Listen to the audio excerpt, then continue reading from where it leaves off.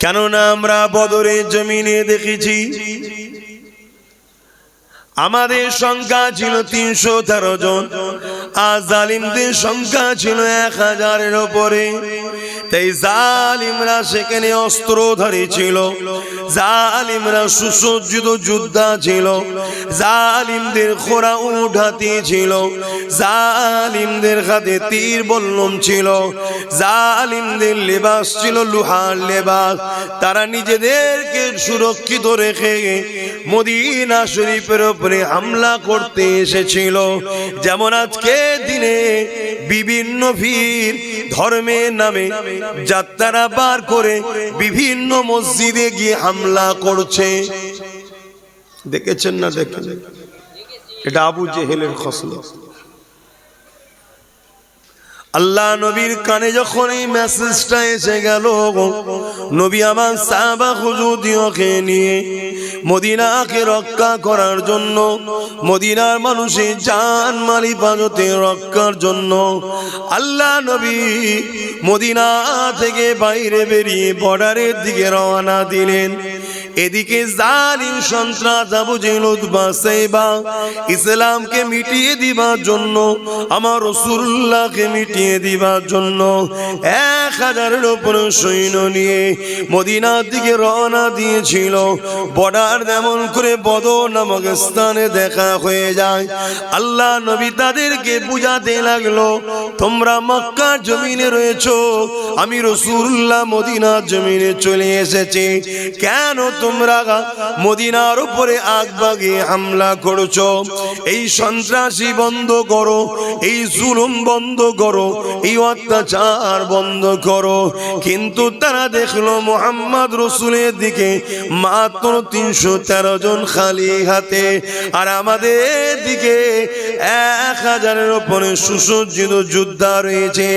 এই সুযোগটাকে কাজে লাগিয়ে মুহাম্মদ রাসূলকে শহীদ করে দিতে হবে, তার সাথীদেরকে মেরে দিতে হবে।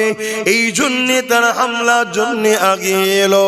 আল্লাহ নবী বললেন, বাবা সাহাবারা, ইসলামে জুলুম করা খারাপ, কিন্তু কেউ তোমার উপরে যদি হামলা করে ডিফেন্স করার জন্য এটা ফরজ। তাই তোমরা প্রতিরোধের জন্য তৈরি হও। কি নিয়ে তৈরি হবে? খাজুরের এলাকা তো, খাজুর গাছের ডাল, আর ওদের হাতে তীর বল্লম তরোয়ার। এটা তুমি আমি জানি শুধু মনে করছো? তোমার আমার থেকে এই সম্বন্ধে লক্ষ কোটি গুণ আরো বেশি জ্ঞান রাখে, রিসার্চ করছে যারা ইসলামকে মিটাবার চাইছে। তারা কোটি কোটি টাকা খরচ করছে, কোটি, আমার টাকা না, ডলার খরচ করছে, যে কি করে এই লড়াইটা, এই দুর্বল গরিব খালি পায়ে ছিঁড়াপাটা জামা পরা মদিনার মানুষ তখন সবে ইসলাম কবুল করেছে, কি করে জিতলো? শুনছেন? রিসার্চ করছে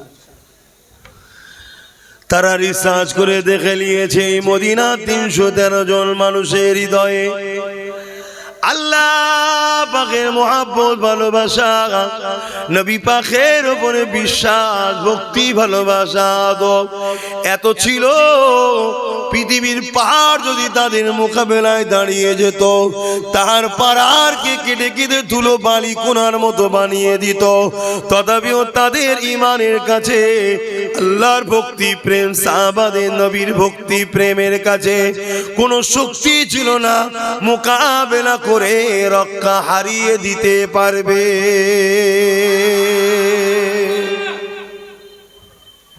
তাহলে কিসের জোরে তারা জিতেছিল ভাই? জোরে বলুন। আজকে আমাদের ঈমান তো বড় দুর্বল, আমাদেরকে মাহফিলে ডেকে ডেকে আনতে হয়, মসজিদ গুলো ফাঁকা যায়, যুবকদের পাওয়া যায় না, ঈমানের দুর্বলের কারণ। শুনছেন তো? তাহলে আমরা কি করব? আবার আবু জেহেল বাহিনী তৈরি হচ্ছে, পৃথিবী জুড়ে তারা শক্তি তৈরি করছে, পৃথিবী জুড়ে তাদের হাতে পারমাণবিক শক্তি আছে, মিসাইল আছে, AK-47 আছে, রাজ ক্ষমতা তাদের হাতে, ফোর্স তাদের, মিলিটারি তাদের। শুনছেন কি হবে আমাদের?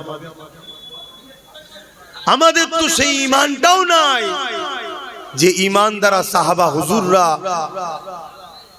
বা যুগে যুগে ওলি আউলিয়ারা কামিয়াবি হয়েছে। জোরে বলুন সুবহানাল্লাহ। আমাদের ঠোল রয়ে গেছে, ভেতরের মাল নেই।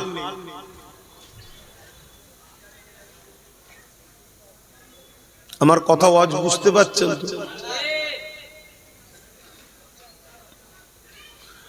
মনে রাখবেন, আমাদের ঈমানকে লুটার জন্য কোটি কোটি ডলার টাকা খরচ করে ইসলামের দুশমনেরা, ইসলামকে যারা মিটাতে চায়, তারাও মসজিদ মাদ্রাসা তৈরি করছে। অবাক হয়ে যাবেন আমার কথা শুনে, অবাক হবার কিছু নাই। আমার নবী পাক সাল্লাল্লাহু আলাইহি ওয়াসাল্লাম মদিনা নববী শরীফের পাশে কিছুটা দূরে আল্লাহ নবী হায়াতি অবস্থাতে সাহাবা সেজে যারা বসেছিল, তাদের মধ্যে থেকে একদল একটা মসজিদ তৈরি করে দিয়েছিল। তারা বলেছিল এখান থেকে দূরে হয় তাই তৈরি করেছি। আল্লাহ পাক আয়াত নাজিল করে জানিয়ে দিলেন, হাবিব ওরা হলো মুনাফিক, ওরা মসজিদে জিরাত তৈরি করেছে যাতে করে মসজিদের মধ্যে বসে বসে নিরীহ সরল প্রাণ মুসলমান দিগকে তারা আপনার থেকে দূরে সরাতে পারে, মুসলমানের মধ্যে লড়াই লাগাতে পারে। ইয়া রাসূলুল্লাহ, হাবিবাল্লাহ, আমি আপনাকে ইজাজত দিলাম ওই মসজিদটা ভেঙে দেন। শুনছেন? আল্লাহ নবী তখন দুনিয়ায় রয়েছেন, দুনিয়াবি জিন্দেগিতে। তখন নবীর দুনিয়াবি হায়াতের জিন্দেগিতে মসজিদে জিরাত তৈরি হয়ে গেছে। তাহলে আজকে ইসলামের দুশমনরা মসজিদ বানাবে, মাদ্রাসা বানাচ্ছে না বানায়নি? চিনবেন কি করে? কি করেছে? যারা নবীর পক্ষে ওই মাদ্রাসাতেও দাড়ি টুপি নামাজ রোজা কোরআন হাদিস আছে, যারা ইসলামের পক্ষে বিরুদ্ধে, আর তাদেরও রয়েছে দাড়ি টুপি জুব্বা মুমুন করে কোরআন হাদিস রয়েছে। যারা ইসলামের পক্ষে মসজিদ বানায়, ওই মসজিদও নামাজ রোজা দাড়ি টুপি কোরআন তেলাওয়াত রয়েছে, আযানও রয়েছে। যারা ইসলামের বিরুদ্ধে, তাদেরও মসজিদে নামাজ রোজা দাড়ি টুপি কোরআন আযানও রয়েছে। চিনবেনটা কি করে? আমার বুঝছে নাকি? আমার শরীর ভালো নেই ভাই, নজ করার মতো মন মানসিকতাতে নেই, শরীরে বইছে না, কিন্তু প্রতি বছরে আসি, তাই একটু হাজিরি দেওয়া। কিন্তু 6:30 উঠবো বলেছিলাম, সেখানে আবার মৌলানা সাহেবকে তুলে দিলেন, লাস্টে 7টায় উঠতে হবে। সামান্য একটুখানি থাকবো, একটু কষ্ট দিচ্ছি। একটা জিনিস বুঝাতে চাইছি, উদ্দেশ্য একটাই, যদি ইমানটা বাঁচে হয়তো তোমাদের উপর আল্লাহ সাহায্যটা আসবে, একটু বুঝাচ্ছি। অসুবিধা হচ্ছে তো চিনবেনটা কি করে?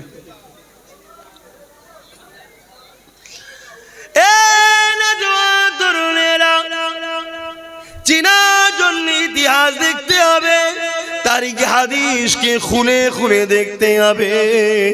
আল্লাহ নবী, নূর নবী, দয়া নবী, নওয়াসা ইমামে হোসেন হুজুরের লাইফ স্টাইল দেখতে হবে।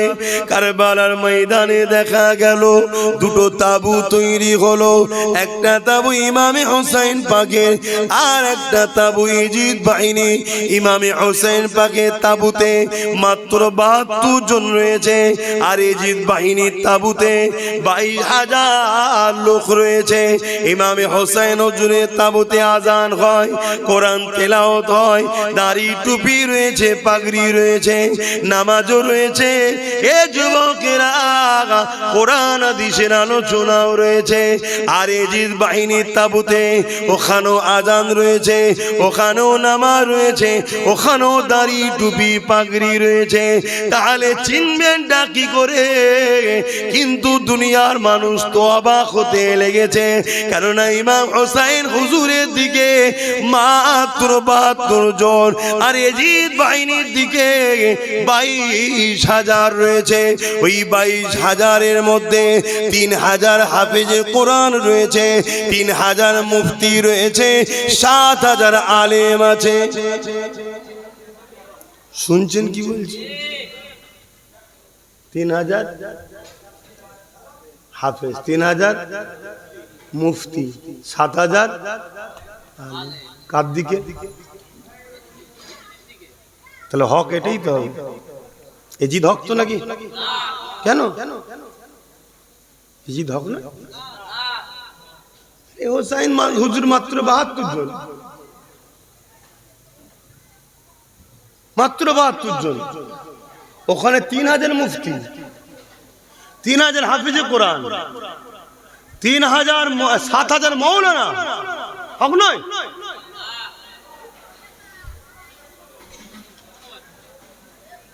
তোমরা 2-1 ছাড়া বাকি সবাই বলছে এজিদ হক। তাহলে কেন সারা দিচ্ছেন না? বলুন কে কোন দিকটা হক? 7,000 মৌলানা হক নয়?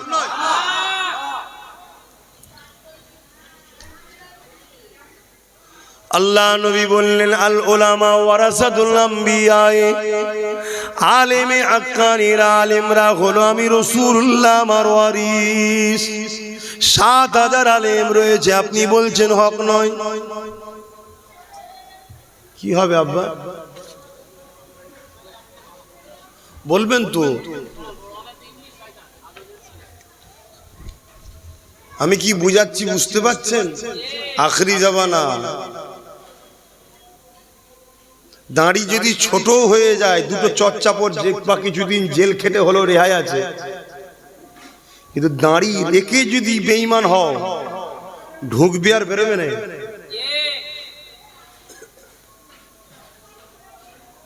আমি কি ওয়াজ করছি বুঝতে পারছেন?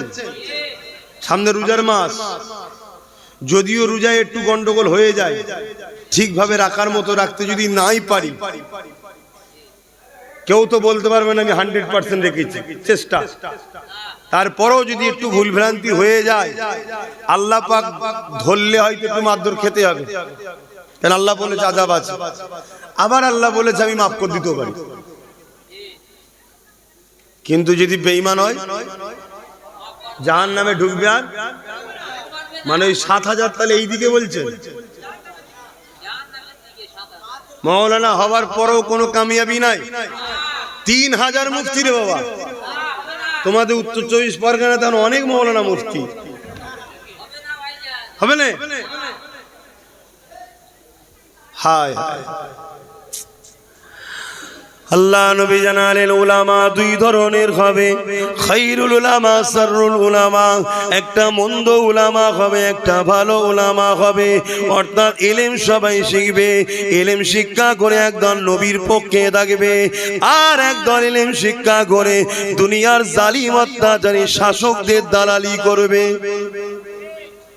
আমার কথা নয় বাপ, তাগুতি শক্তি তোমরা বুঝতে পারবে না, ওই জন্য শাসক বললাম। মানে অত্যাচারী শাসককে তাগুত শক্তি বলা হয়। কথা বুঝে আসছে? বাপেরা, নজওয়ান তরুণেরা, এই 7,000 মুফতি হতে পারে, 7,000 হাফেজ হতে পারে, 3,000 মুফতি হতে পারে, 3,000 হাফেজ হতে পারে, 7,000 মৌলানা হতে পারে, কিন্তু অত্যাচারী এজিদের দালালি করার জন্য ওরা জাহান্নামী হয়ে গেছে, ওরা বাতিল হয়ে গেছে, ওরা বরবাদ হয়ে গেছে। এ যুবকেরা, তরুণেরা, বাপেরা, আমার ইমাম পাক 72 জন হতে পারে, 72 কেন ইমাম পাক একাও যদি থাকতো হকের পক্ষে, রহমানের পক্ষে, রাসূলুল্লাহর পক্ষে, তাই ইমাম পাক কামিয়াবি হয়ে গেছে। তাই আমি আপনাদেরকে জানিয়ে দিয়ে যাই, এই দুনিয়া জমিনে আজও ষড়যন্ত্র চলছে। মাদ্রাসা দেখে ঈমান লুটা হচ্ছে, মসজিদ দেখে ঈমান লুটা হচ্ছে।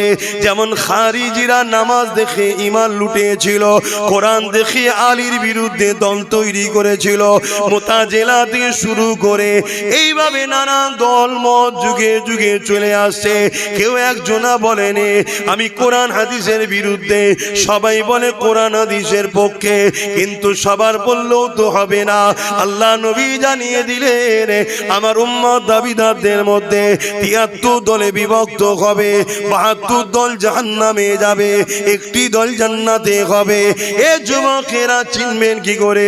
সবাই তো বলে আল্লাহ মানি, সবাই তো বলে নবী মানি, সবাই তো বলে কোরআন মানি, সবার দলে মাথায় টুপি আছে, সবার দলের মাথায় ইমাম আছে, সবার দলের মাথায় মুফতি মৌলানা আছে, সব দলেতে হাফেজ আছে, আলেম আছে, সব দলেরই মসজিদ মাদ্রাসা রয়েছে। তাহলে আপনি চিনবেন কি করে? এই চিনার একটা ছোট্ট নমুনা আজ আমি আপনাদেরকে জানিয়ে যাই। শুধুমাত্র দাদা হুজুরের মুরিদ আপনি, আমিও দাদা হুজুরের মুরিদ। আওলাদ ওটা ঘরের ব্যাপার, ঘরে থাক। এক পীর ভাই আমি তুমি, এই পীর ভাই হিসাবে পীর ভাইকে বুঝাবার চেষ্টা করছি। আল্লাহ কোরআনে বলেছে ও আনফুসাকুম আলাইকুম নারা, নিজে বাঁচো, নিজের হালকে বাঁচাবার চেষ্টা করো কোথা থেকে? জাহান্নামের আগুন থেকে।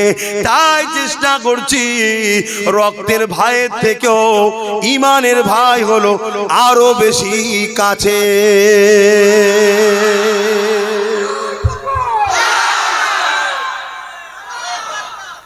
রক্তের ভাইয়ের থেকেও ঈমানের ভাই আরো আপন হয়। কেন? রক্তের সম্পর্ক বাপ মার সাথে, আর ঈমানের সম্পর্কের ভাই আল্লাহ রসুলের সাথে। জোরে বলুন সুবহানাল্লাহ।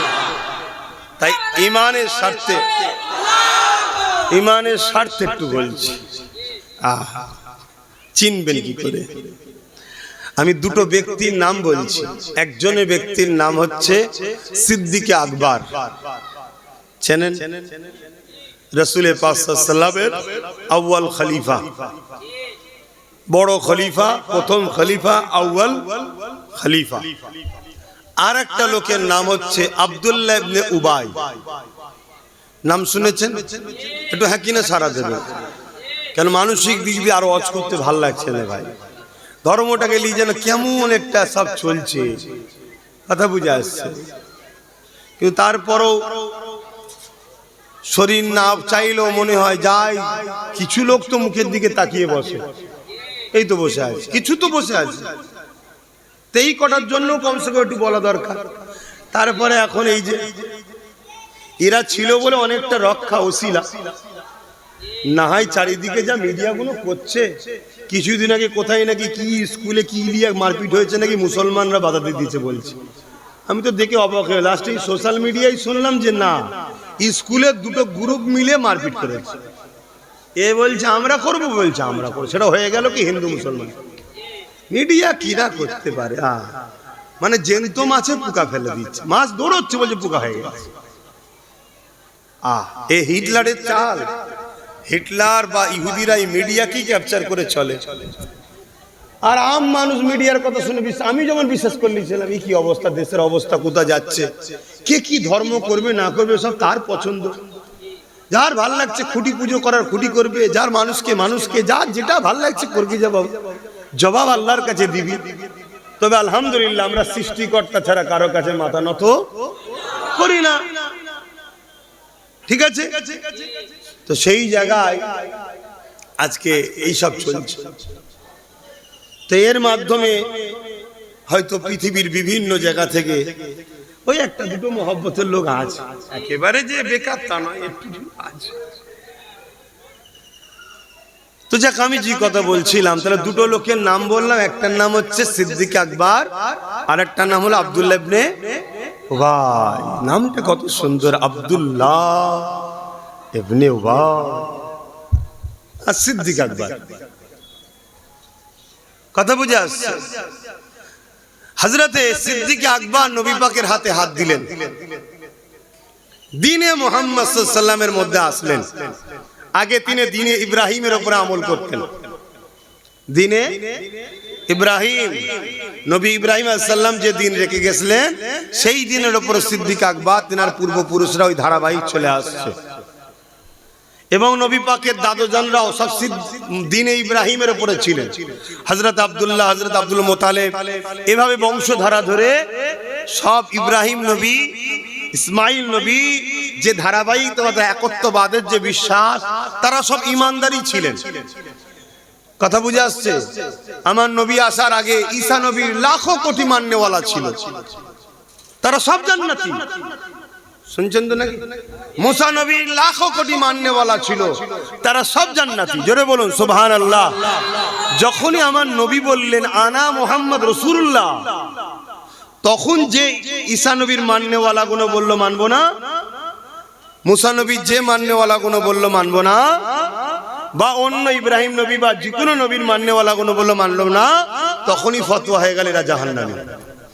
আর যারা আবার বললো হ্যাঁ আমরা ঈসা নবীকে ছিলাম, এখন আমাদের জন্য আল্লাহ নবীকে যখন রসুল করে পাঠিয়েছি এনার উপর ঈমান আনতে হবে, কলেমা পড়ে নিল, তখন তারা দ্বীনে মুহাম্মাদির মধ্যে চলে আসলো। জোরে বলুন সুবহানাল্লাহ। আর দ্বীনে মুহাম্মাদি, দ্বীনে ইব্রাহিম, দ্বীনে ঈসাই, দ্বীনে মুসা, সমস্ত নবীর দ্বীন হলো একটাই, সেটা হলো ইসলাম। জোরে বলুন সুবহানাল্লাহ। কেন আমার দেশে একটা প্রচার চলছে ইসলাম নাকি মাত্র ১৫০০ বছরের। আর একজন তো প্রচার করছে আমার নবী নাকি এক হাতে তরোয়াল এক হাতে হাদিস নিয়ে নাকি দিন প্রচার করে। তো মাদ্রাসার জলসা এসছে, এটা অন্য সাইডে আলোচনা করছি। তবে এই সব কটা শয়তানের উত্তর একটাই, এদের বারবারন্তর পিছনে একটা শ্রেণীরই হাত আছে, তারা হলো ছদ্মবেশী মুসলমান। শুনছেন তো? এদের জন্য আজকে এরা সাহস পায়, সেটা আশা করছি সময় পেলে আমি বোঝাচ্ছি আপনাদের। হযরত আবু বকর সিদ্দিক আমার নবী পাকের হাতে হাত দিলেন, ঈমানের কালেমা পড়ে নিলেন। আব্দুল্লাহ ইবনে উবাই আমার রাসূলুল্লাহর হাতে হাত দিলেন, সেও কালেমা পড়ে নিল। এ যুবকেরা, আমার নবী ইমামতি করে, সিদ্দিক আকবর নবী পাকের পিছনে ইক্তেদা করে নামাজ পড়ে। আব্দুল্লাহ ইবনে উবাই নবী পাককে ইক্তেদা করে নবী পাকের পিছনে নামাজ পড়ে। আমার নবী পাক যখন জিহাদের ময়দানে যায়, সিদ্দিক আকবর নবীর সাথে যায়, আব্দুল্লাহ ইবনে উবাইও নবীর সাথে যায়। আমার নবী পাক হজে যায়, আব্দুল্লাহ ইবনে উবাইও নবীর সাথে যায়, সিদ্দিক আকবরও যায়। আমার রাসূলুল্লাহ তিনি যখন ইসলামের জন্য মালের কথা বলে, আবু বকর সিদ্দিক দান করে দেয়, কদমে দেখে আব্দুল্লাহ ইবনে উবাইও রাসূলের কদমে মাল ধন দৌলত দেয়। আবু বকর সিদ্দিকের মুখেও দাড়ি আছে, টুপি আছে, পাগড়ি আছে, জুব্বা আছে। আর আব্দুল্লাহ ইবনে উবাইর মাথায় দাড়ি, টুপি, জুব্বা, পাগড়ি রয়েছে। এ যুবকেরা, আব্দুল্লাহ ইবনে উবাই কোরআন ঘোষিত কাফের, জাহান্নামী হয়ে যায়। আর আমার রাসূলুল্লাহ সাহাবী আবু বকর সিদ্দিক জান্নাতি ঘোষণা হয়ে যায়।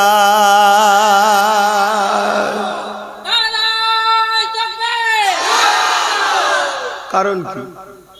ইনিও নবীর হাতে হাত দিয়েছে, উনিও দিয়েছে। ইনিও নবীর ইক্তেদা করে নামাজ পড়েছে, উনিও করেছে। ইনিও নবীর সাথে জিহাদ হজে গেছে, উনিও গেছে। ইনার মাথায় টুপি, জুব্বা, পাগড়ি, উনার মাথায় টুপি, জুব্বা, পাগড়ি। নবী ওয়াজ করেছে কোরআনের কথা, আবু বকর সিদ্দিক শুনেছে, মজলিসে আব্দুল্লাহ ইবনে উবাই বসেও শুনেছে।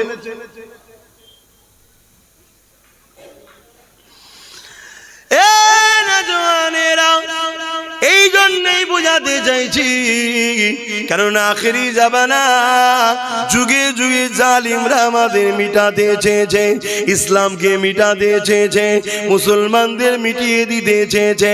অল্প সংখ্যা হওয়ার পরও বিজয় ইসলামেরই হয়েছে, কেননা না এর সত্যের পক্ষে আমার আল্লাহ পাক ছিল, আছে, থাকবে। এ যুবকেরা, তরুণেরা, বাপেরা, কিন্তু সিলা হলো ঈমান। তাই জানিয়ে দিয়ে যায় আব্দুল্লাহ ইবনে উবাই জাহান্নামী হয়ে গেল, আবু বকর সিদ্দিক জান্নাতি হয়ে গেল। এর কারণটা কি রয়েছে মন দিয়ে শুনে। হে আবু বকর সিদ্দিক, কারণ কি? হুজুরকে জিজ্ঞাসা করা হয়েছে।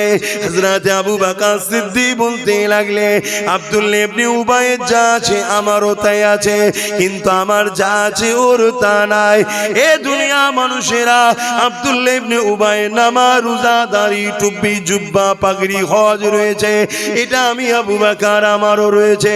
ও নবীর মজলিসে বসেছে, আমিও বসেছি, এটা ওরও আছে আমারও আছে, কিন্তু আমি আবু বকর আমার যা আছে ওর তা নাই। কি আপনার আছে ওর নাই? এ দুনিয়ার মানুষরে, আমি আবু বকর আমার হৃদয়ের মধ্যে আল্লাহ নবীর প্রেম ও আদবটা রয়েছে, এটা ওই মুনাফিক আব্দুল্লাহ ইবনে উবাইয়ের নাই। এজন্য সব থাকার পরও ও জাহান্নামী, আর আদব প্রেম থাকার পরে আমি আবু বকর জান্নাতি। আরো জোরে বলুন সুবহান।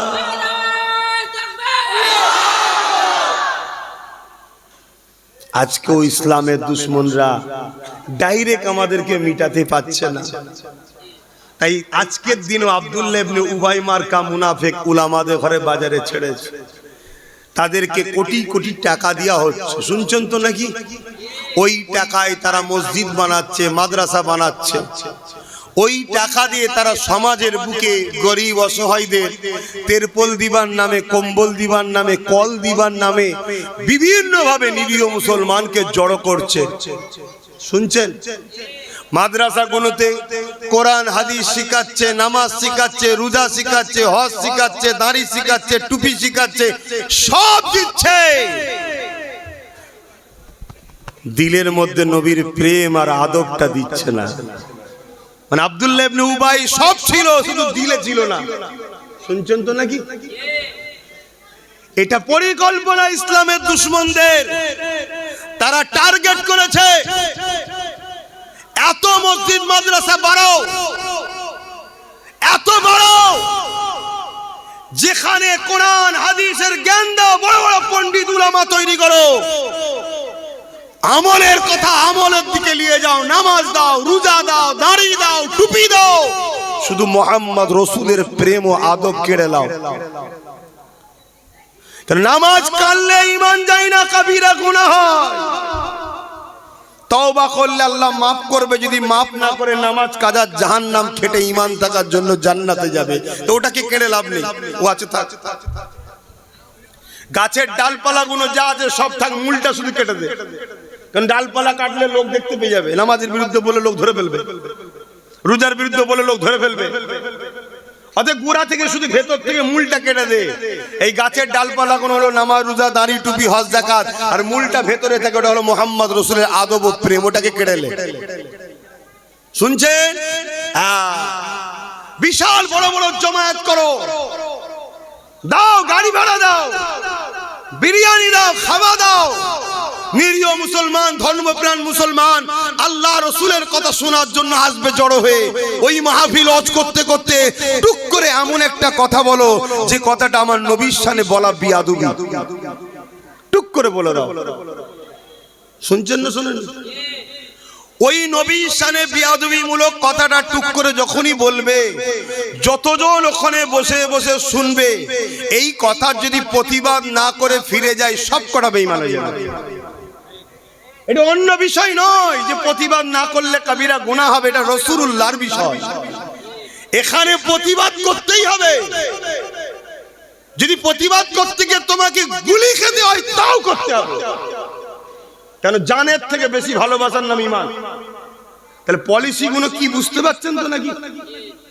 যেমন আমাদের সমাজে হচ্ছে, একদল দাড়িওয়ালা টুপিওয়ালা বক্তা বেরিয়েছে, আজকে তারা বলে বেড়াচ্ছে রাসূল আমাদের মতো, নবী মরে গেছে, শাফাআত করতে পারবে না, তাদেরও মাদ্রাসা আছে না?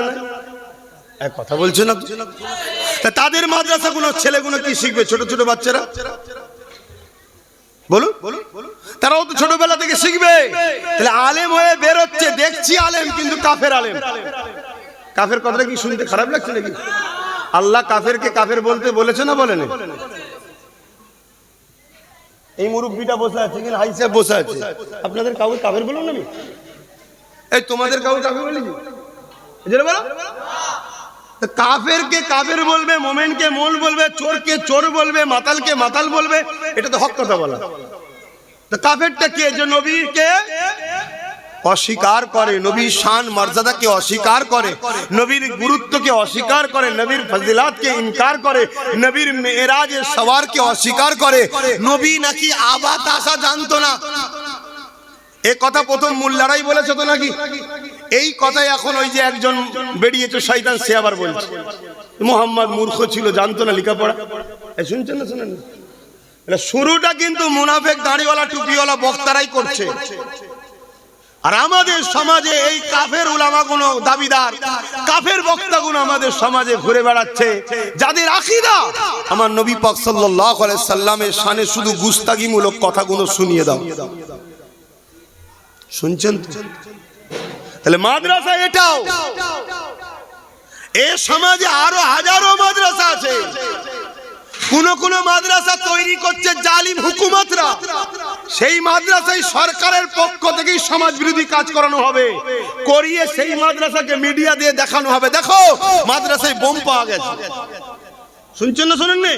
ওইটাকে দেখিয়ে বলবে সব মাদ্রাসা বন্ধ করে দাও, এরা আতঙ্কবাদী তৈরি হচ্ছে। নাটকটা কিছু মাথায় ঢুকছে? তাহলে প্রত্যেকটা নবী প্রেমিক, ইসলাম প্রেমিক, যারা ইসলামকে ভালোবাসে, আপনাদেরকে সজাগ হতে হবে, আরো অ্যাক্টিভ হতে হবে, আরো সজাগের সাথে নিজের গ্রামের মসজিদ মাদ্রাসাগুলোর দিকে খেয়াল রাখতে হবে যে মসজিদে কি হচ্ছে, আল্লাহ রসুলের নামে ইসলাম বিরোধী কাজ হচ্ছে না তো? আমার কথা কি আপনাদের ভালো করে বুঝতে পারছেন তো নাকি? কিন্তু মসজিদ মাদ্রাসা ছাড়াও তো চলা যাবে না, দরকারও আছে, কিন্তু এই দরকারটা ঠিকভাবে পরিচালনা হচ্ছে না? ইসলামের দুশ্মনরা মূলত মসজিদ মাদ্রাসাকে বদনাম করার জন্য গজিয়েছে, ওটাও দেখার দরকার আছে না? যেমন চাইনার ছোটে ব্র্যান্ডেড কোম্পানিগুলো আজকে ব্যান্ড হয়ে যাচ্ছে। নোকিয়া মোবাইল পাওয়া যায় আর বাজারে? চাইনা এত ফ্যাসিলিটি দিচ্ছে, নোকিয়া ব্যান্ড পাওয়া যাচ্ছে না। খুব ভালো তারে বোঝেন বাপ, এদেরকে চিনবেন কি করে?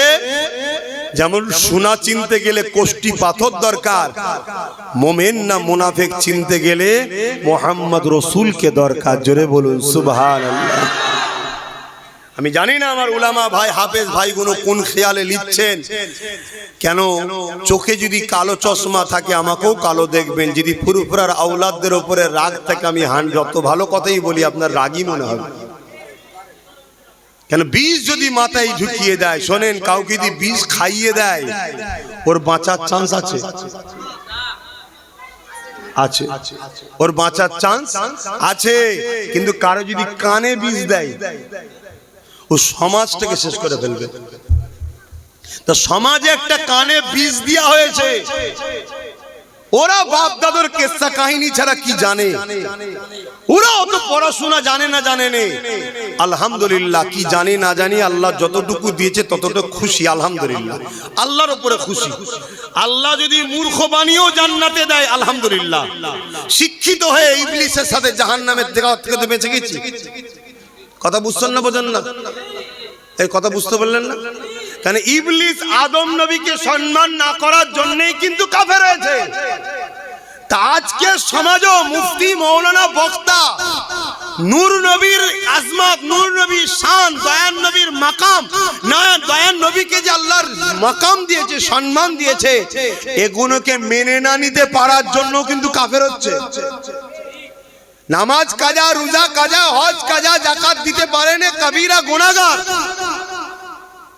ও কালকে তওবা করলে আল্লাহ ওকে দুনিয়াতেও মাফ করে দিতে পারে, আর যদি মাফ না করে কিয়ামত দিনও মাফ করতে পারে।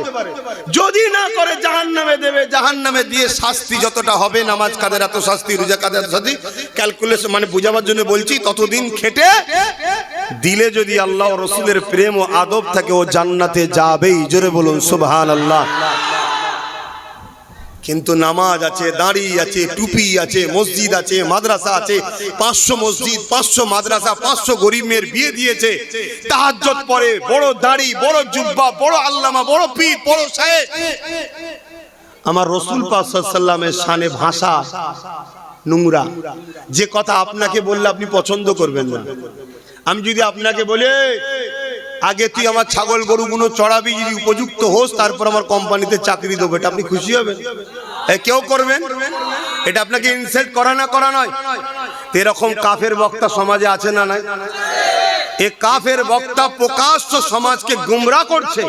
এই কাফের বক্তা সমাজে মাহফিলে যারা যায় সব কটা কাফের হচ্ছে। তওবা যদি না করে মরে, আল্লাহকে সাক্ষী রেখে বলছি, যার কুদরতি হাতে আমার জান আছে, আমি আমার দলের মোল্লা মৌলভী সাহেবের সঙ্গে ঝগড়া করতে, দলের মোল্লা মৌলভী সাহেবের জন্য ঝগড়া করছি না যে আমার দলের মৌলভী সাহেব কে কাকে বলেছে বেটে, কাকে বলেছে লম্বা, আমার দলের মৌলভী সাহেব কাউকে কিছু গাল দিয়েছে এর জন্য ঝগড়া করছি না, রাসূলুল্লাহর জন্য। জোরে বলেন, নবীর হয়ে ঝগড়া করা, ঝগড়া বলতে নবীর হয়ে প্রতিবাদ করা, নাউজুবিল্লাহ, নবীর হয়ে প্রতিবাদ করা, এটা তো আমার আল্লাহর পছন্দ। জোরে বলুন সুবহানাল্লাহ। আমার আল্লাহ আবু লাহাবের বিরুদ্ধে আয়াত নাজিল করেছে না করেন?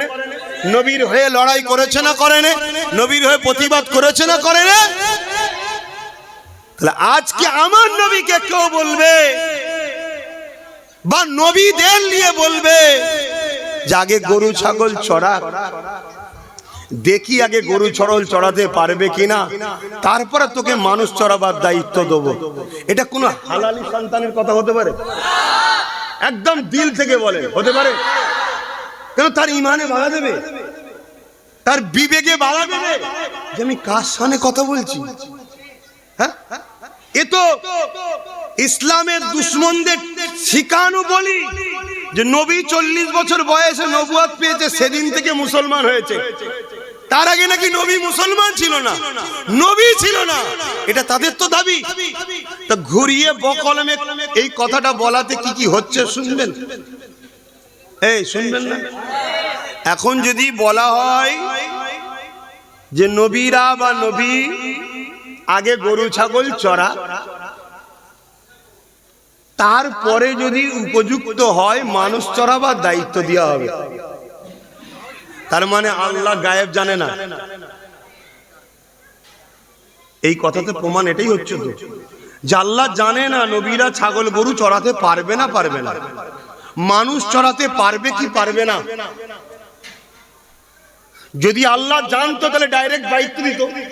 আল্লাহ জানে না বলে আগে পরীক্ষা নিচ্ছে, যা, ঠিক না বেটি? এই কথাটা বলার জন্য আল্লাহর গায়েব, ইলমে গায়েবকে অস্বীকারী কাফের যেমন, নবী পাকের শানে এত বড় তহমত, নবুয়াতকে অস্বীকার করার কাফের হবে। এই কথা শুনে যদি কেউ ওই মজলিসে বসে প্রতিবাদ না করে, সঙ্গে সঙ্গে তার ঈমান চলে যাবে। এটা পলিসি রে বাবা। ব্যক্তিগত আব্বাসকে পছন্দ নয় অনেক লোকের, বাদ দিকে যা। আরে তোর ঈমানটা বাঁচাবি না, তুই আমার জন্য নবীর বিরুদ্ধে যাবি? তুই কারো জন্য নবীর বিরুদ্ধে যাবি? তোর ফুরফুরা হুজুরদের পছন্দ নয়, বাদ দে। এই বাংলায় অনেক দল আছে ফুরফুরা দাদা হুজুরকে মানে না, আছে না নাই? তো বাদ দিকে যা। কিন্তু তুই একবারও ভাববি না যে দলটা করছিস সেই দলটা তোর রাসূলকে কতটা সম্মান করে, তোর নবীর আজমত নিয়ে কি কথা বলে, তোর নবীর রিসালাত, তোর নবীর শান, তোর নবীর মাকাম, তোর নবীকে আল্লাহ কি গুরুত্ব দিয়েছে সে সম্বন্ধে তাদের ভাষা কি আছে। এ আমার দাদা পীরের রুহানি বাচ্চারা, আমার পীর ভাইরা, আমার পীর বাপেরা, পীর চাচারা, সতর্ক করছি, ভালো লাগে না। এটা দোকান খুলে বসিনি আমি যে আমার খদ্দের চলে যাচ্ছে, অন্য কি কে মিজাজে চলে না চলে আলাদা কথা। আব্বাস সিদ্দিকী কিন্তু অন্য মিজাজে চলে, আপনারা খুব ভালোভাবে জানেন। কোন জলসারও তাওয়াক্কা করিনি, কোন কারো তাওয়াক্কা করিনি, আমার লক্ষ্য আল্লাহ রাসূল। সেই আল্লাহ তাআলা, সেই রাসূলুল্লাহর স্বার্থে আপনাদের বুঝাচ্ছি, যার সম্বন্ধে আল্লাহ কোরআনে বললেন যে ইহুদিরা আমার নবীকে রোয়ায়ে না বলে ডাকে, তাদের মনের খেয়াল ছিল ছাগল চরানেওয়ালা, রাখাল, গরু বাদম রাখাল, এটা তাদের মনের কথা। তারা প্রকাশ্য রাখাল বলেন, দিলের ভাষা ছিল। আল্লাহ সঙ্গে সঙ্গে বলে দিলেন, আয়াত নাজিল করলেন, জিবরিল যাও যে বলো আমার নবীকে রোয়াইনা বলে যেন না ডেকে, অর্থাৎ রাখাল বলে আমার নবীকে কেউ সম্বোধন যেন না করে। কোরআন বলছে আমার নবীকে যেন কেউ রাখাল বলে সম্বোধন না করে। কি বলবে? ক্বালা উনজুরনা ইয়া রাসূলুল্লাহ, হুজুর আমাদের দিকে নজরে কারাম করুন, দয়া করে দৃষ্টিপাত করুন। ইহুদিরা কিন্তু নবীকে রাখাল মুখ দিয়ে বলে না, দিলের মধ্যে শুধু ওই নিয়ত করে ডাকতো। আল্লাহ ওটাকেও সহ্য করলো না, বলে দিল যে বলগে যান রয়না যেন না বলে, অর্থাৎ রাখাল বলে যেন না ডাকে। রাখাল তো ইহুদিদের মনের আশা ছিল, তার জন্য কি সিস্টেম করে দিল, উনজুরনা, আমাদের দিকে কৃপা করুন। আরে সেদিনের ইহুদি ইসলামের দুশমন, সে মুখে বলার সাহস পাইনে, আজকে ইসলামের লেবাসে মুসলমানদের রাহনুমা সেজে বেঈমান কাফের জালিম শাসকদের দালাল খেয়ে তাদের অর্থে মসজিদ মাদ্রাসা গুটি কতক করে পুরোপুরা জমিনের দারা হুজুরের মুরিদগুলোকে আজকে কাফের বানাবার প্ল্যান করছে। এ সমাজ কতটা খারাপ হয়ে গেছে বুঝতে পারছেন না? পারেন? অতএব বাপ, আমি আবার বলে যাচ্ছি, আমি কি আমার হুজুরের জন্য লড়াই করছি? এই আমার দাদুকে মানে নে রে, ওরে বাবা রে আমার দাদুকে মানে রে রে, এজন্য ঝগড়া করছি নাকি?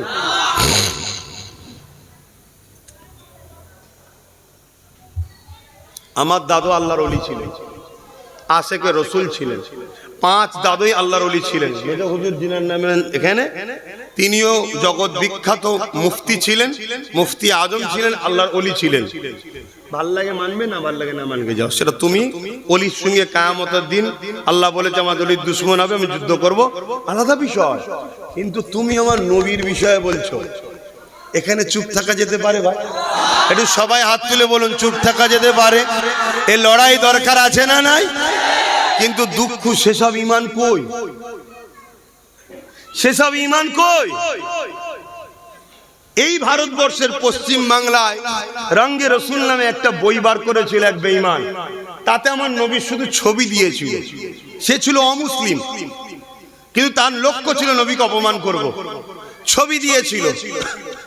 একজন মুসলমান এসে, যুবক ছেলে এসে তাকে জিজ্ঞেস করছে, ছবি আপনি দিয়েছেন? সে ভাবছে খদ্দের, খুশিতে বলছে হ্যাঁ, এই বই আমি বার করেছি। পেট নুকিয়ে ছুরি নিয়ে এসেছিল, মেরেছে, পেটে ভরে দিয়েছে। দিয়ে কাফেরকে, জাহান্নামীকে, নবীর দুশমনকে তার উপযুক্ত শাস্তি দিয়ে দিয়েছে। শুনছেন না শোনেন? এখন কেউ বলতে পারে মারাটাই সমস্যা সমাধান। ও তোমার কাফের নেতার গদি বাঁচা থেকে কত মারপিট করছো মুসলমান, তোমার হুঁশ নাই? কত মায়ের কোল খালি করছো, হুঁশ নাই? আর দোনো জাহানের সুলতান যিনি না হলে কুল কায়নাত হতো না, তার পক্ষে একজন লড়াই করছে, না তার প্রেম। তোর মাকে গাল দিল, তোর বাপকে গাল দিল, তোর গায়ের জ্বর ধরে যাবে, এক্ষুনি হাত গুটিয়ে মারতে আসবি। তোর বাপ তোর মা কি দাম আছে মুহাম্মদ রাসূলুল্লাহর কাছে? তোর বাপ মা ছেড়ে দে, আমার বাপ মার কি দাম আছে মুহাম্মদ রাসূলের কাছে? আমার বাপ মার দাম মুহাম্মদ রাসূলের ঘোড়ার পায়ে ধুলো যে ছিল, আমার বাপ মার দাম মনে ওঠে না। শুনছেন না শোনেন? তাহলে সেই নবীর শানে বলবে তার প্রেম হয়েছে, সেই ঈমান ছিল। আজ আমাদের ঈমান কোথায়? সেসব লোক কই? সেসব লোক কই? যদি থাকতো এই শয়তান যেসব বলার সাহস পেত, তাকে মেরে দিয়ে। চারিদিকে হই হই হয়ে গেছে। এখন মুসলমানদের এবার ঈমান জেগেছে। আরে ছেলেটা নবীর প্রেমে করে ফেললো, জন ছেলে, ইংরেজ পিওর, ফাঁসি হয়ে যাবে। কি করে বাঁচানো যায়? কি করে বাঁচানো যায়? একটা উকিলকে সেটিং করেছে, কোর্টে লড়তে হবে। বলেছে ছেলেটাকে একটা দাঁড়ি পাল্লায় রাখবে, আর একটা দাঁড়ি পাল্লায় টাকা রাখবে। শুনছেন? যত টাকা হবে, তৎকালীন সময়ের কথা বলছি রে বাবা, তখন হয়তো 100 টাকায় 1 বিঘে জমিও পাওয়া যেত, তখনকার কথা বলছি। ততটা টাকা দেবো। উকিলও উপরে গিয়ে ভেতরে গিয়ে সেটিং করে ফেলেছে। বুঝতে পারছো না? সব সেটিং এর কারবার আগে থেকেই চলে, সব সেটিং করে ফেলেছে। তো জজ সাহেব বলেছে শুধু এসে দাঁড়িয়ে বলবে না আমি সব কিছু করিনি, শুধু এতটুকু বলবে, তারপরে যা করার কলম কলম তোমার হাতে। শুধু এতটুকু বলবে। ছেলেটাকে পাখি বুঝাবার মতো সবাই বুঝালো। পরের দিন কোর্টে উঠেছে, ছেলেটাকে জজ জিজ্ঞেস করছে, তোমার নামে এই অবজেকশন এসেছে, তুমি কি অমুককে মেরেছো? সে বলছে হ্যাঁ আমি মেরেছি। সে আমার নবীর দুশ্মনী করেছিল। আমার নবী তো কারো দুশ্মনী করে, সে আমার নবীকে দুশ্মনী করবে কেন? মানতে মন যায় মানবে না, দুশ্মনী করবে কেন? তাই মেরে দিয়েছি আমি, যা শাস্তি দেবেন দেন। সব ভাই তো অবাক হয়ে গেল। জজ ওই দিক ওদিক কি হলো? জজও ভেবেছিল কিছু হবে, এও ভেবেছিল কিছু হবে, সব বেকার হয়ে গেল, বেকার সব। কি হবে জিজ্ঞেস করছো, তুমি স্বীকার করছো? বলছে হ্যাঁ। সব পাবলিক জিজ্ঞেস করছে, আরো যারা ছিল সাথে, আরে তোমায় কি বললাম, তুমি কি বলছো? বলছে শোনো, আফসোস তোমাদের উপরে, ধিক্কার জানাই, তোমাদের তো আমাকে বাহবা দেওয়া দরকার, ওই জন্য মিথ্যা কথা বলা শিখাচ্ছ। ইসলামে মিথ্যা কথা বলা জায়েজ, ইসলামে মিথ্যা কথা বলা হারাম, তোমরা মিথ্যা কথা বলা শিখাচ্ছ। শোনো, গতকাল রাত্রিরে আমি ঘুমোচ্ছিলাম, আল্লাহ নবীকে খবে দেখতে পেলাম। জোরে বলুন সুবহানাল্লাহ। বাবার এই হালকা বয়সে আমার জন্য জীবনটাকে লাগিয়ে দিলি, তাই তোর জন্য আমি আবে কাউসারের পানি নিয়ে দাঁড়িয়ে আছি, দেরি করিসনি, তাড়াতাড়ি আই। জোরে বলুন সুবহানাল্লাহ। তো ভাইরা, আল্লাহু আকবার। তা সেই নবীর জন্য আমিও ভাই মরতে রাজি, সেই নবীর জন্য আমরা জান দিতে রাজি। কি পারবে না? পারবে না? আল্লাহকে সাক্ষী রেখে বলো, হাত তুলে বলছো নারে তাকবীর, নারে দিবেন। এখানে দুটো কথা বলবো। তাহলে একটা কথা হলো, যাদের ভাষাতে, যাদের কথাতে, সে পীরের বেটা দাবি করুক আর মুফতি মৌলানা দাবি করুক, অন্য ঝগড়া মাসলা মাসাইল হলে তবুও চলো বাবা, গুনাহ হবে, ভুল রাস্তায় থাকলে গুনাহ হবে, ঠিক না? নবীর ব্যাপার যখন আসবে, নবীর সামনে যাররা পরিমাণ যদি কেউ কুটুক্তি করে, নোংরা ভাষা দেয়, অভদ্রমূলক ভাষা বলে, সুযোগ যদি আল্লাহ দেয় পায়ের জুতোকে একটুখানি কাজে লাগিও, ঠিক না বেঠিক গো? তাতে একজনই যাই, যাক না। কথা বুঝে আসছে না? নাই? হ্যাঁ, যদি তা না হয়, তার বিরুদ্ধে কমসে কম তুমি তোমার স্বার্থ মতো তোমার এলাকার মানুষকে একটু বুঝাও, তুমি বুঝাও, তুমি এলাকার মানুষকে বুঝাও। ওই বেঈমান মুনাফিক গুস্তাকে রসুল থেকে যাতে সরল প্রাণ মানুষ বোঝে। কথা বুঝে আসছে না? নাই? আমি দোয়া করি আল্লাহ আমার, আপনাদের এবং আমার দাদা পীরের আওলাদদের, দাদা পীরের সিলসিলার যারা একনিষ্ঠ আলেম ওলামা, যারা পেটের জন্য নয় সত্যি সিলসিলার জন্য কাজ করছে, সে ছোট হোক বড় হোক, আল্লাহ তাদের ঈমান ইজ্জতকে হেফাজত করুন, আল্লাহুম্মা আমিন। সব হারিয়ে গেলে সামান্য লস, ঈমান হারিয়ে গেলে শত শেষ লস। তাহলে কি গো, এই কাজ করতে পারবে তো নাকি? কথা বলো, পারবে তো নাকি? রাসূলের পক্ষে দাঁড়াবে তো নাকি? হাত তুলে আবার সাক্ষী দিয়ে বলো, পারবে তো নাকি? হাত নাবাও, আর একবার সাক্ষী দাও, বলো আব্বাস সিদ্দিকী কি মনে হয়, আমি কি তোমাদের সঙ্গে, তোমাদের ঘরে নবীর সঙ্গে জুড়তে চাই না নবীর থেকে কাটতে চাই? কারা বলছো জুড়তে চাই, একটু সাক্ষী দাও। আয় আল্লাহ, এতগুলো মানুষ সাক্ষী দিচ্ছে, আমি তোমার নবীর সঙ্গে এদেরকে জুড়তে চাই। আল্লাহ এদের সাক্ষীকে কবুল করে তোমার নবীর গোলাম হিসেবে আমাকেও কবুল করেন, এদেরকেও কবুল করেন। বল আল্লাহুম্মা আমিন। আরো জোরে বল আল্লাহুম্মা আমিন। হাত নামান।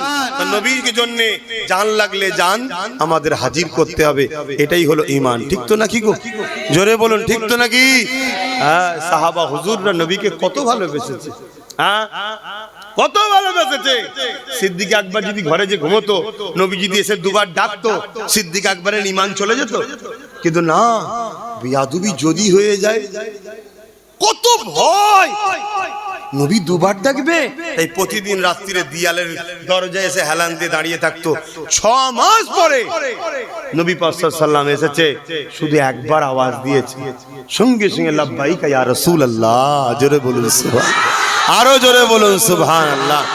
কখনো যদি রসুলের দিনের জন্য লড়াই করতে হয়, তোমরা সেদিন পারবে তো নাকি গো?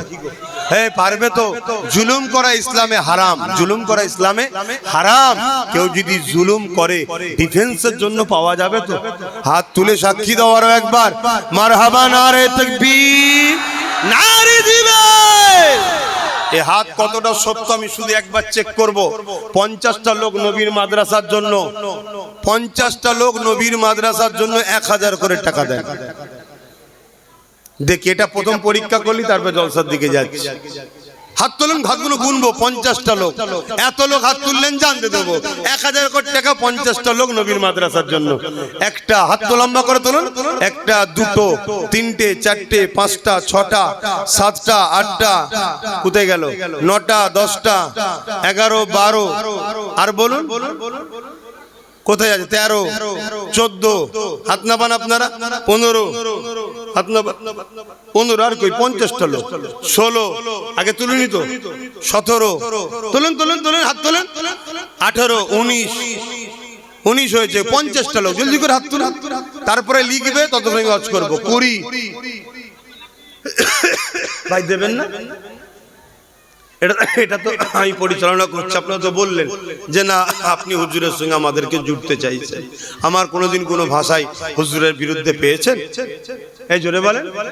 যদি কোনোদিন বেরিয়ে যায়, রানিং মাতে হতে পারে না? পারে না? জোরে বলেন। সঙ্গে সঙ্গে উঠে দাঁড়াবেন, দেরি বলবেন দাঁড়ান ভাইজান, আপনাকে ভালোবাসি, আপনি জাহান্নামে যাবেন এটা চাই না। আপনি কথাটা বলছেন, এটা হুজুরের সামনে বলা যায় না। আল্লাহকে সাক্ষী রেখে বলছি, তোকে আমি উস্তাদ বলে সম্মান করবো। শুনছেন না? শোনেন না?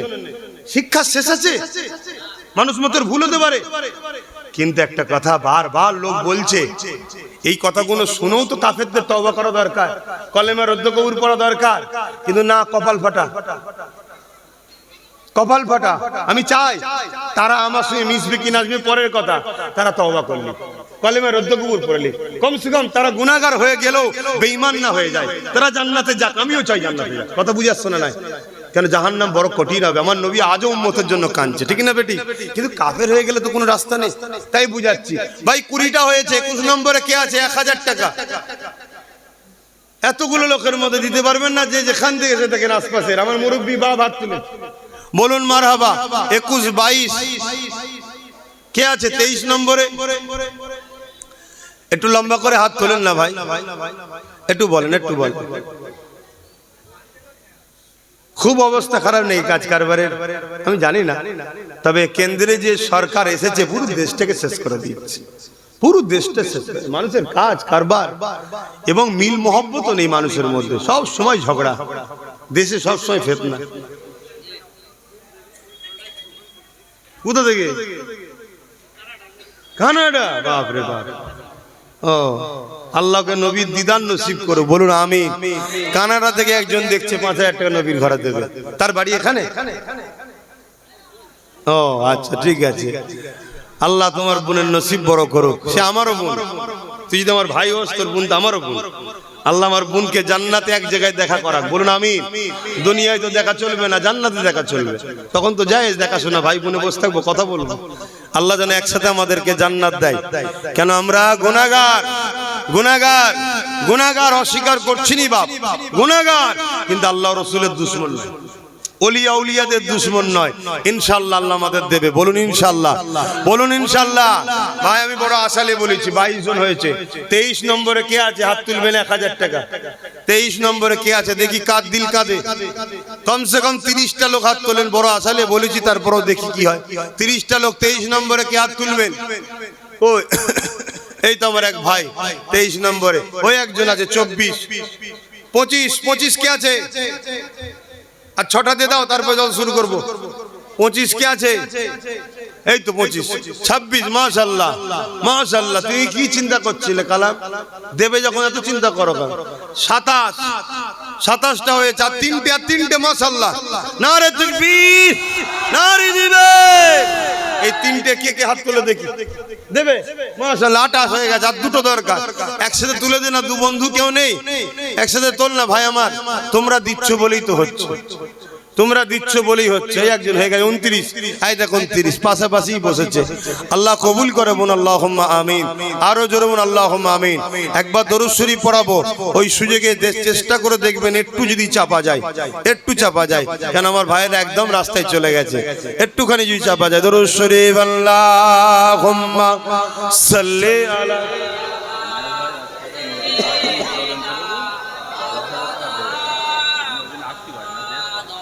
তাড়াতাড়ি তাড়াতাড়ি।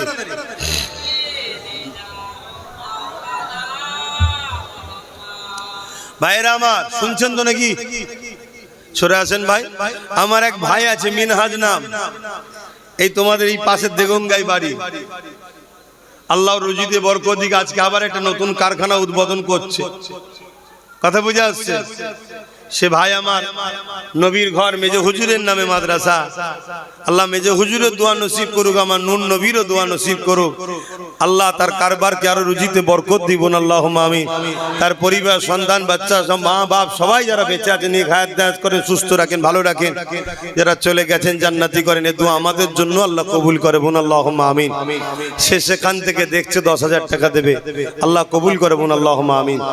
তো ভাই বা হাই সাহেব কই কারা আছে লেখেন, 30টা নাম তাড়াতাড়ি লিখে ফেলেন। হ্যাঁ লিখে ফেলেন, এখানে 5,000, ওখানে 10,000।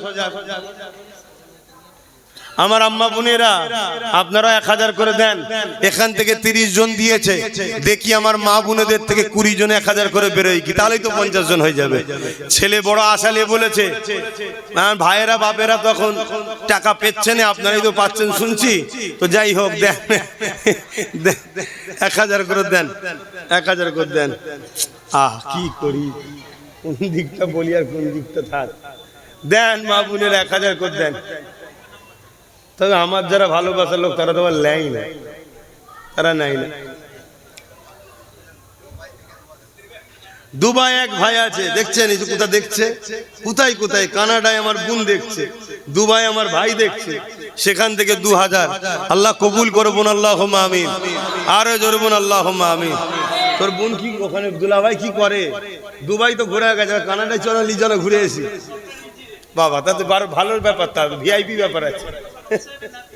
ও তা তো ভালো ঘরের, তো তাহলে আমাদের আত্মীয় তো হয়।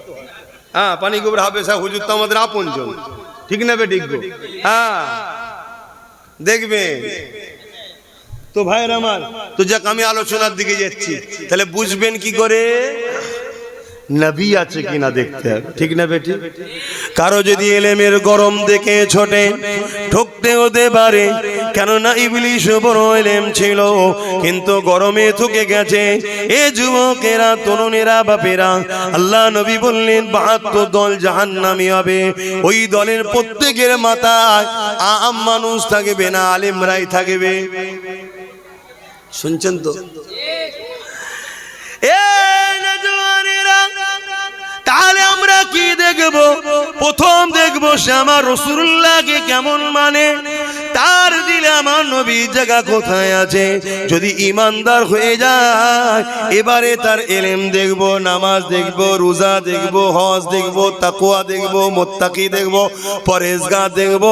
ঈমান নাই, বাকি গুণ দেখে কিছু লাভ নাই।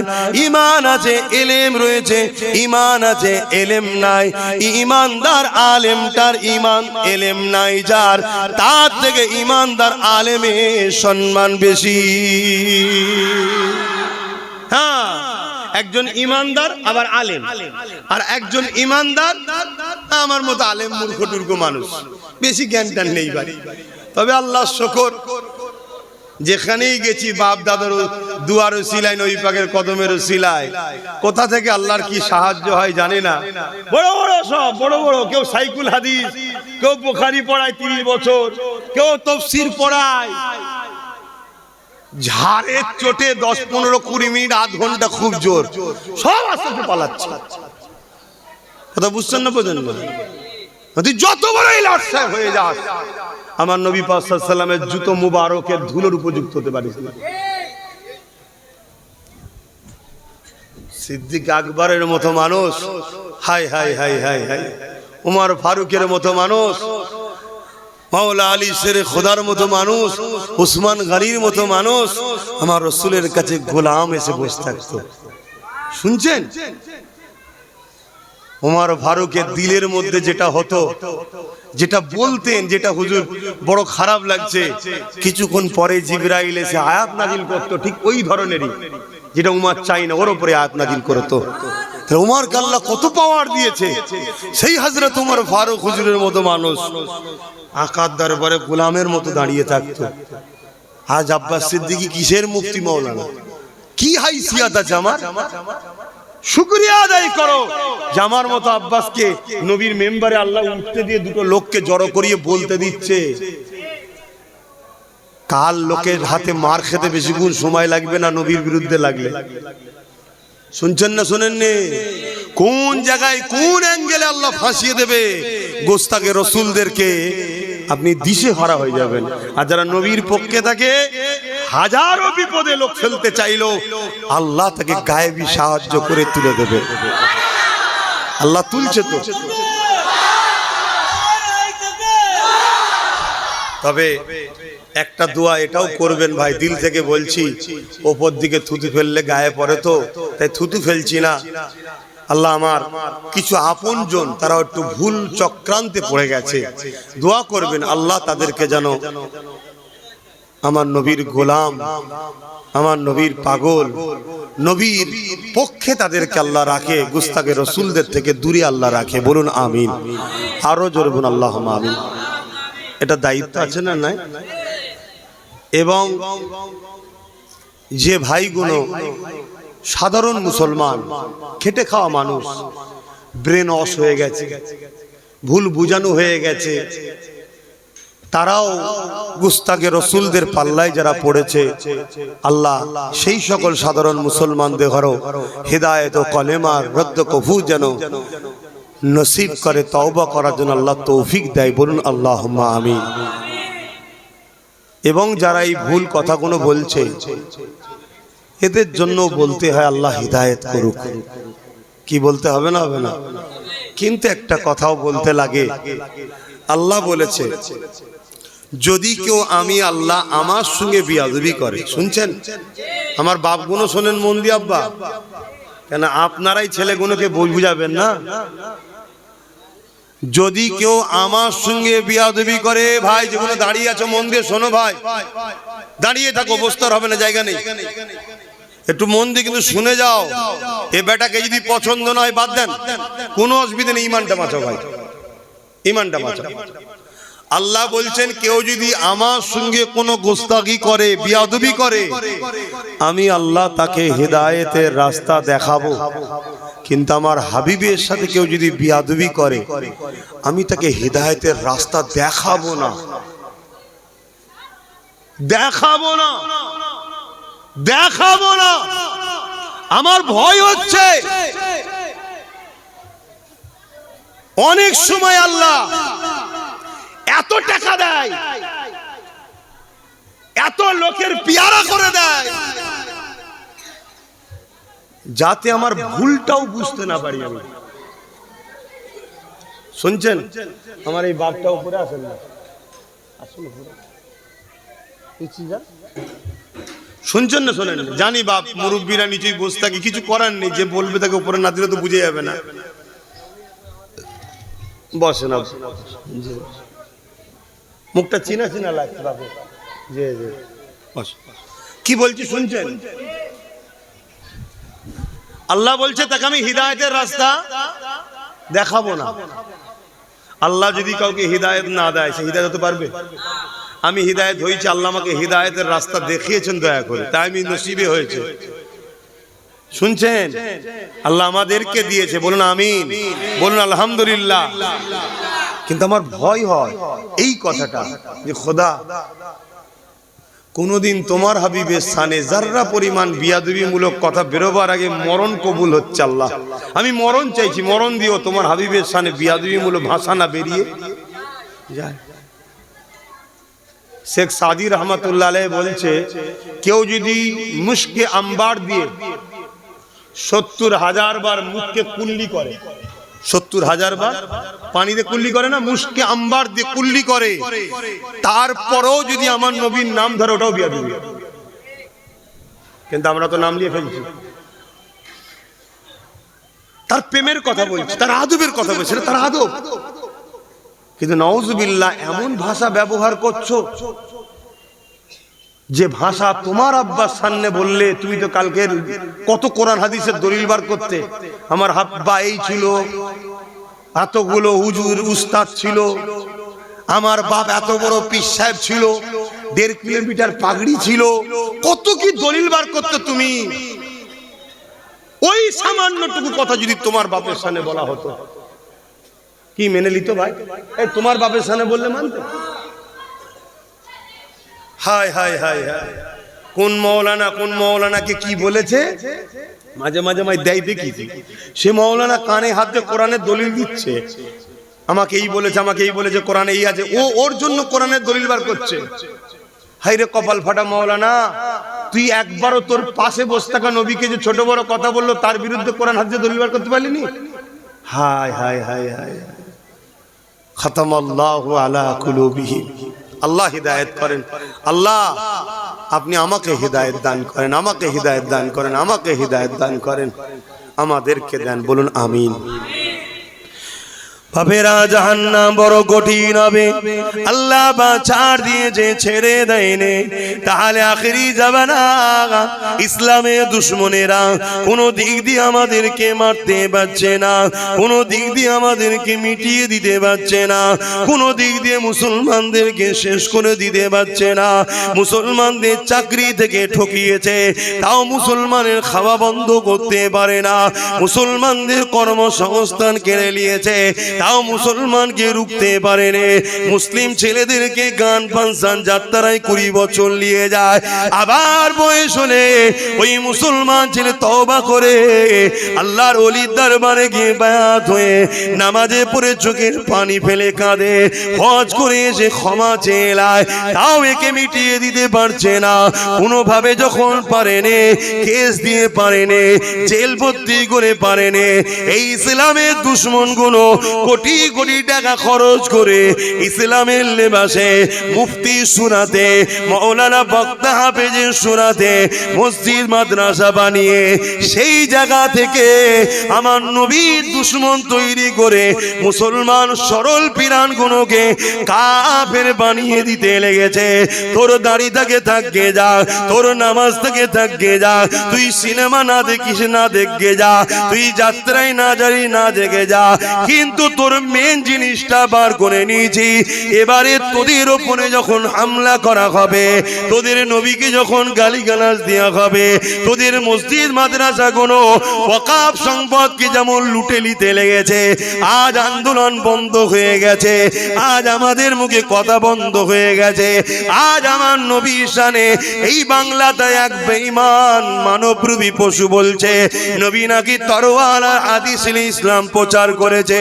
কই আন্দোলন, কই প্রতিবাদ নাই, কে হকের পক্ষে কে ন্যায়ের পক্ষে, এখনো তোরা আর বুঝতে পারবি না। বেঈমানকেই তোরা লিডার বানাবি, মুনাফিককেই তোরা লিডার বানাবি।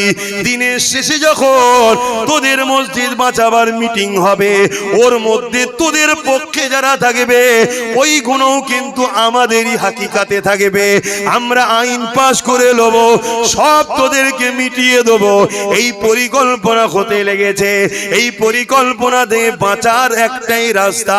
এ যুবকেরা, বেঈমান কাফের উলামা থেকে সরে যান, বেঈমান কাফের মুফতি থেকে সরে যান, বেঈমান কাফের হাফেজ আলেম থেকে সরে যান। নবীর ওয়ারিস, নবীর প্রেমিক উলামাদের পক্ষে থাকেন, নবীর কথা যারা বেশি বেশি করে শোনায় তাদের কদমের কাছে গিয়ে বসে, তাদের মুখের দিকে তাকিয়ে থাকেন। কি লাভ হবে? আল্লাহ নবী সাহাবাদিওকে বললেন, তোমরা আমার মজলিসে বসে আমাকে দেখে যে নিয়ামত পাচ্ছ, আমার উলামায়ে হাক্কানি ওয়ারাসাতুল আম্বিয়া ওদের মজলিসে বসে ওদের মুখের দিকে আমার উম্মত তাকিয়ে থাকবে, আল্লাহ ওদের আমলনামাতে ওই নেকি লিখে দেবে। আরো জোরে বলুন সুবহান।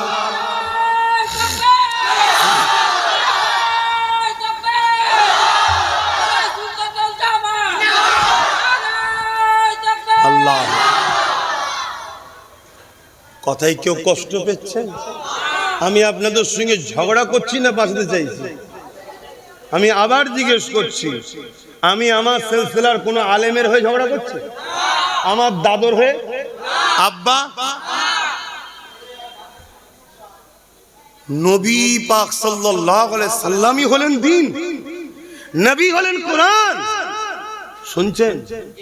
হ্যাঁ, সাহাবারা এসে আম্মা জান আয়েশা সিদ্দিকা রাদিয়াল্লাহু তাআলা আনহাকে জিজ্ঞেস করছেন, আম্মা, পর্দার আড়াল থেকে, আমাদের নবী কেমন ছিলেন? হায় হায়, সাহাবারা বলছেন নবী কেমন ছিলেন? আর আমাদের কাফের উলামারা বলছে নবী কি ছিলেন? বুঝছেন না, বোঝেন না? সব ভাষাগুলো বলতেও তো ভয় লাগছে, কেন বলতে গেলে তো উচ্চারণ করতে হচ্ছে, ওটাও টেনশন হচ্ছে যে আল্লাহ ধরে। আমার দাদু যান আমার বাপ চাচাদের ঘরে মেপে আসাম দিতে এক বাটি করে আসাম, তাতে আবার ভাত না চলে যায়, আর রুটি দিত আকাশের চাঁদ দেখা যাবে। এখন আমার কোন চাচাকে যদি কেউ বলে ভিখারির বাচ্চা, আমার চাচারা মেনে নেবে? একথা বলে। ছোট হুজুর পীর কেবলা আমার রসুলের সঙ্গে তুলনা চলে? আমার নবীর গোলাম ছিল তো জুলফিকার সিদ্দিকী, ছোট হুজুর পীর কেবলা। তা তিনার বিষয় বললে যদি তার বেটারা না মানে, তাহলে আমার রাসূলুল্লাহর বিষয়ে এই কথাটা বললে কে মেনে নেবে? একথা বলেন। কিন্তু দুঃখের বিষয় সেই ইমানদার কই? সেই ইমানদার কই? ওই যে যুবকটা রাসূলুল্লাহ দিদার পেপরে দিয়ে ফাঁসিতে ঝুলে গেল, সেই ইমান কই আমাদের?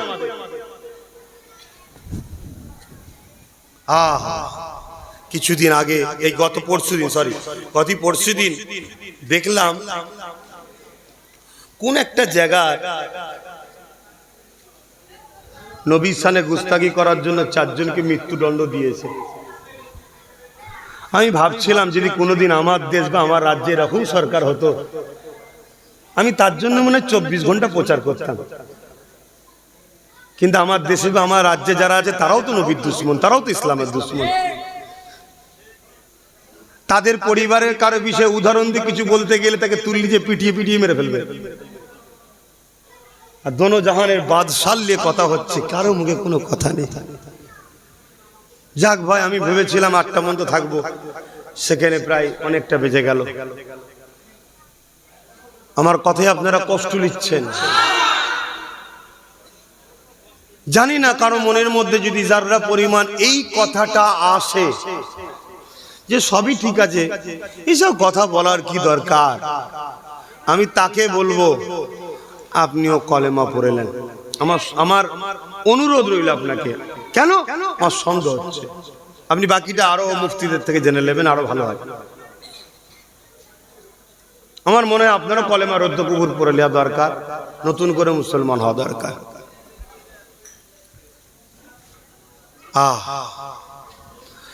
আল্লাহ যাকে এত সম্মানিত করেছে, এতটা মর্যাদা দিয়েছে, জিবরাইলকে পাঠিয়ে দিল, ও জিবরাইল দুনিয়া জমিনে চলে যাও, আমার হাবিবকে যে উঠিয়ে নিয়ে আসো।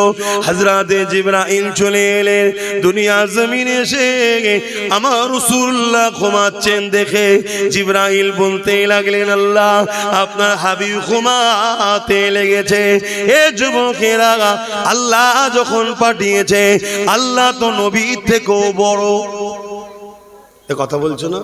আল্লাহ তো নবীর থেকেও বড়, আল্লাহ তো মালিক, আল্লাহর সঙ্গে কোনো তুলনাই হয় নাকি? আল্লাহ তো মালিক।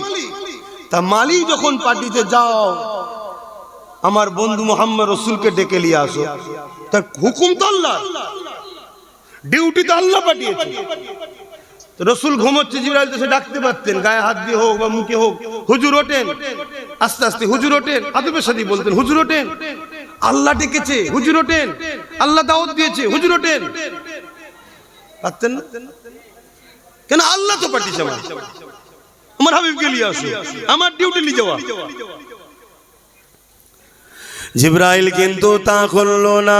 জিবরাইল এসে আল্লাহ নবী ঘুমাচ্ছে দেখে আল্লাহ পাককে জিজ্ঞাসা করলেন, আল্লাহ আপনার হাবিব ঘুমাচ্ছে, আমি জিবরাইল কি করে উঠাবো? আমার আল্লাহ জানিয়ে দিলেন, জিবরাইল রে, আমার হাবিবের কদমের গোড়ায় বসে যাও, আমার হাবিবের কদমের তালুর নিচেতে তোমার ঠোঁট লাগিয়ে চুমা দাও। আরো জোরে বলুন সুবহান। কেন? জিবরাইল আলাইহিস সালাম জানে বেশক আল্লাহ পাঠিয়েছে, আল্লাহ নবীকে সৃষ্টি করেছে, আল্লাহ মালিক, কিন্তু জিনার কাছে পাঠিয়েছে উনি হলো আল্লাহর মাহবুব, আল্লাহর বন্ধু। জোরে বলুন সুবহানাল্লাহ। ওদের তুলতে গিয়েও যদি বিয়াদবি হয়ে যায়, আমি বরবাদ হয়ে যেতে পারি। শুনছেন? আর কোথায় চুমু দিল? তাহলে পা তুলে দেখানো দরকার না হাত তুলে? কেন পায়ের তালুতে এখানে? আমি তো পা তুলে দেখাতে পারতাম যে পায়ের তালুতে চুমু দিয়েছে বলে পা তুলতে পারতাম। ওটাও একটা আদবের ব্যাপার। হাতের তালুর তলায় দেখিয়ে বললাম পায়ের তালুর তলায়। এটা এলেমে হয় না, এটা এখানে থাকলে হয় না, এটা এখানে থাকলে হয়। আরে কত বড় মৌলানা মুফতি, সব তো এখানে জিনিস। এলেম কোথায় থাকে? জোরে বলুন। এখানে। আর ঈমান কোথায় থাকে? এখানে।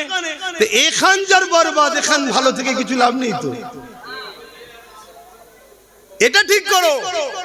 এটা যদি খালিও থাকে এ তোকে বাঁচাবে দুনিয়া আখিরাতে। আর এটা ভরে ছিল ইবলিসের, কিন্তু এটা খালি ছিল। আর ফারিস্তাদের এখানেও ছিল, কিন্তু এটা ভরেই ছিল। এ বাঁচিয়ে দিয়েছে। এ আল্লাহর হুকুম। কে বড় কে ছোট, কে কিসের তৈরি সব দেখতে যাসনি। আদব করতে হবে, চল।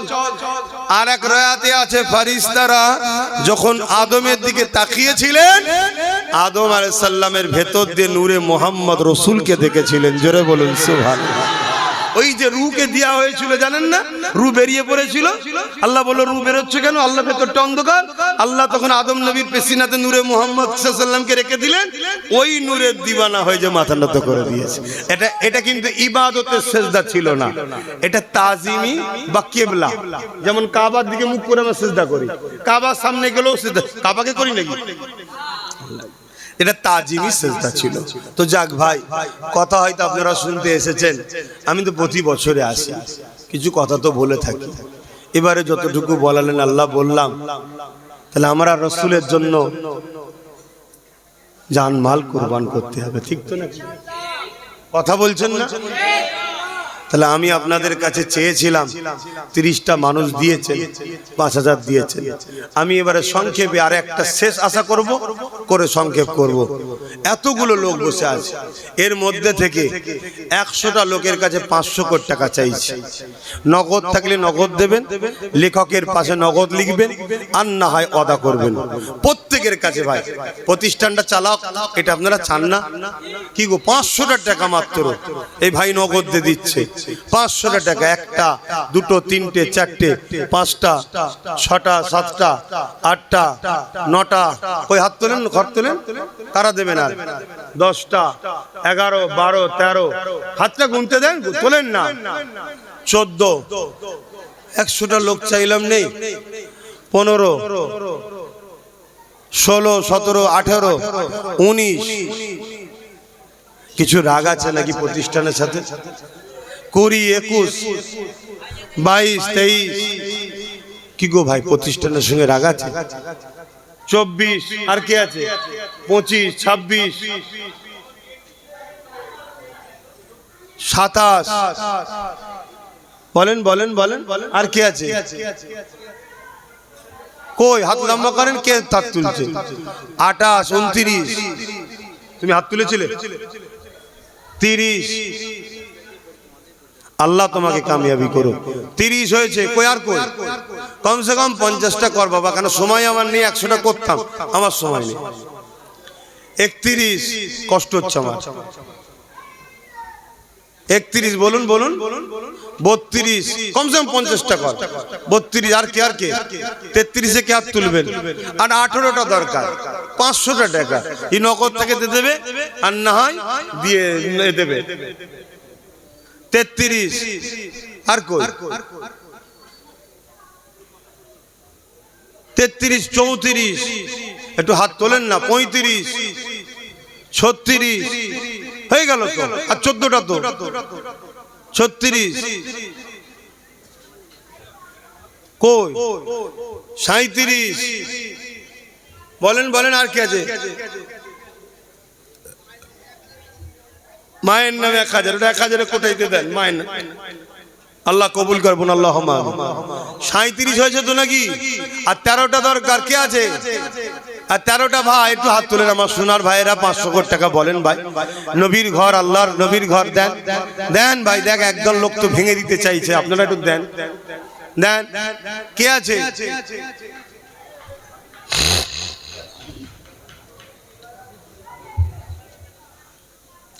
38 থেকে হাত তুলবে, আর 13টা মানুষ দরকার।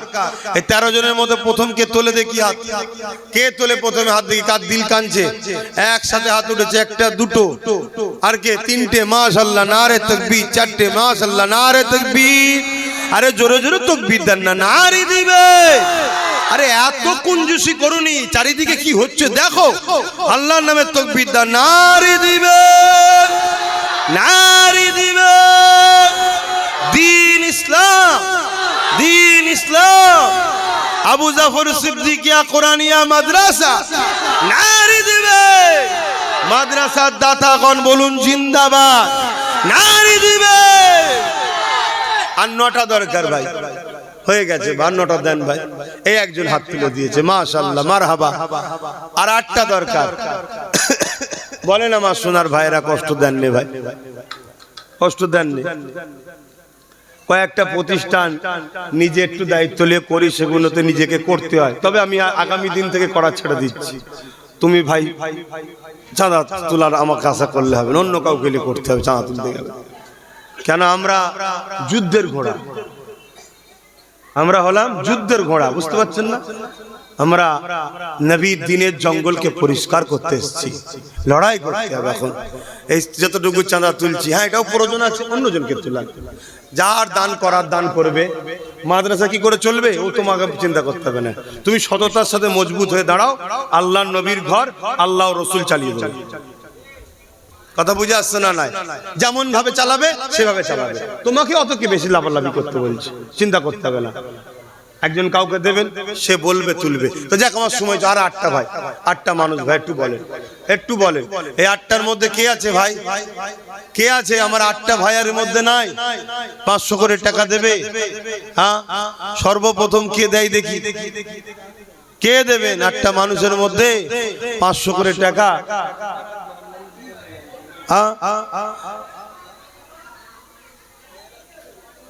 আমার মা বোনেরা তো 1500 করে বলেছেন, লিখছে।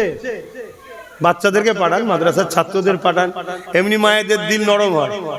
বাচ্চাদেরকে পেয়ে গেলে হাউ মাউ করে কেঁদে ফেলবে। আই বাবা শোনার চাঁদ, আই লেখ লেখ বাবা লেখ। না, আল্লাহ সৃষ্টি বড় নরম দিলের মানুষ মায়েরা। তোর বোন একাই সব শিকার নেকি নেবে। 3টে ভাগনার নামে 500 করে 1500, দাদুর নামে 500, 2000, আগে 5000। মৃত মৃত, আল্লাহ জান্নাতে নসিব করে। তো যাই হোক, দেবে, আল্লাহ কবুল করে বোন, আল্লাহুম্মা আমিন। আমাদের হাজী সাহেব 1000, 500, আল্লাহ কবুল করে বোন, আল্লাহুম্মা আমিন। তাহলে আর 2টো দরকার। এই 2টো ভাই কে আছে? 500 করে দেবেন দেখি। এই 2টো ভাই কে হাত তোলে দেখি? চলে লম্বা করে হাত তোলে, নারে দিবে। এই যারা হাত তুলেছেন, হাত তুলে রাখেন, হাতটা তুলে রাখেন। হাতটা না বলেন কেন? হাতজন তুলেছেন না বলেন কেন? 1টা 2টো 3টে 4টে 5টা 6টা 7টা। আল্লাহ কবুল করে বোন, আল্লাহুম্মা আমিন। আলামিন, আল্লাহুম্মা আমিন। এস্তা করে আব্বা আম্মার নামে 1000 টাকা, আল্লাহ কবুল করে, আল্লাহুম্মা। ভাই একটু 5 বস্তা বালি আর 1 বস্তা মাটি, আল্লাহ কবুল করে, আল্লাহুম্মা আমিন। ভাই লিখছো তো? এই আমার যুবক ভাইরা লিখছেও, যারা ওয়াদা করছো তারা দায়িত্ব নিয়ে লেখো। আসেন একটু সালাম পড়বো নবীর উপরে। ইয়া নবী